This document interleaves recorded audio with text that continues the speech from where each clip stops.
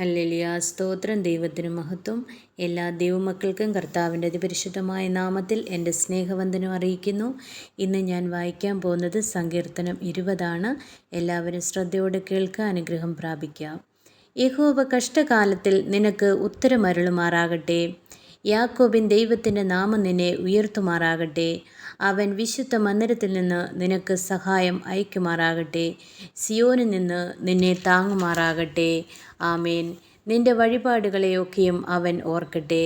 നിന്റെ ഹോമയാഗം കൈക്കൊള്ളുമാറാകട്ടെ. നിന്റെ ഹൃദയത്തിലെ ആഗ്രഹം അവൻ നിനക്ക് നൽകട്ടെ. നിന്റെ താൽപ്പര്യമൊക്കെയും നിവർത്തിക്കട്ടെ. ഞങ്ങൾ നിന്റെ ജയത്തിൽ ഘോഷിച്ചുല്ലസിക്കും.